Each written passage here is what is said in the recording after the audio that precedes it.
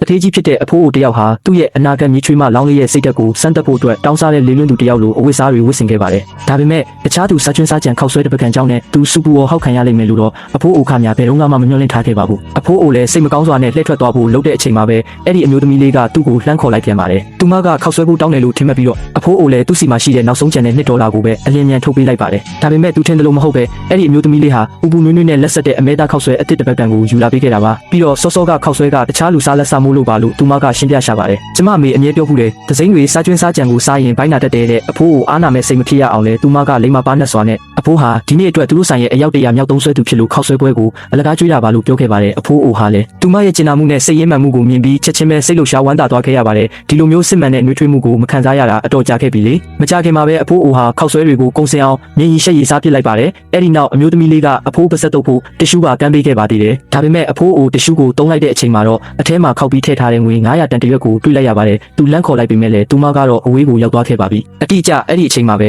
ကုမ္ပဏီ CEO ဖြစ်တဲ့မြေဖြစ်သူဟာတက်တော်ဆောင်ဖွဲ့တွေနဲ့တူအပြေးလွှားရောက်လာခဲ့ပါတယ်။အဖိုးဖြစ်သူကတော့ချက်ချင်းပဲမြေကိုစူပါတော့တယ်။မင်းသားနာကိုမြေချွေးမလေးတယောက်စောစောရှာပေးရင်ငါဒီလိုလမ်းတကလက်ပြီးလိုက်ရှာနေစရာမလိုဘူးလို့ပြောလိုက်တာပါ။ CEO မြေဖြစ်သူကလည်းအိမ်ပြန်ရောက်ရင်အောင်သွယ်ပေးတဲ့သူတွေနဲ့ချက်ချင်းတွေ့ဆုံပါမယ်လို့ကတိပေးလိုက်ရပါတယ်။အဖိုးဖြစ်သူကတော့ဒီနေ့တိတ်ကိုအဖိုးတန်တဲ့မင်းကလေးတယောက်နဲ့တွေ့ခဲ့တယ်လို့စိတ်လှုပ်ရှားစွာပြောပြနေပါတယ်။သူမဟာရုပ်လာယုံနေမကပဲစိတ်ထားလဲသိကောင်းပြီးအရေးကြီးဆုံးကတော့သူမချက်တဲ့ခောက်ဆွဲကတကယ်ကိုအရသာရှိလွန်းတာပဲလို့ဆိုပါတယ်။ CEO ကလည်းအဲ့ဒီမင်းကလေးကိုချက်ချင်းလိုက်ရှာဖို့သဘောတူလိုက်ပါတယ်။ဒါကြောင့်နောက်တနေ့မှာတော့သူဟာအဖိုးကိုစောက်ရှောက်ပေးခဲ့တဲ့အတွက်ကျေးဇူးတင်စကားပြောဖို့အဲ့ဒီအမျိုးသမီးလေးရဲ့စားတောက်ဆိုင်စီကိုကိုယ်တိုင်ကိုကြသွားခဲ့ပါတယ်။သူမကိုကျေးဇူးဆက်တဲ့အနေနဲ့ငွေတန်းပါတဲ့ကပ်ပြားတစ်ခုကိုရဲရဲရော်ရော်ထုတ်ပေးခဲ့ပေမဲ့အမျိုးသမီးလေးကတော့သူမရဲ့ခောက်ဆွဲတစ်ပတ်ကဟာဒီလောက်အထိတန်ဖိုးမရှိပါဘူးဆိုပြီးချက်ချင်းပဲညှင်းပယ်ခဲ့ပါတယ်။အဖိုးအိုဘေးကင်းကင်းရှိနေရင်တင်သူမအနေနဲ့ကျေနပ်ပါပြီတဲ့။အဲ့ဒီနောက်မှာတော့သူမဟာတခြားဖောက်တယ်တွေကိုကူညီဖို့အတွက်လှည့်ထွက်သွားခဲ့ပါတော့တယ်။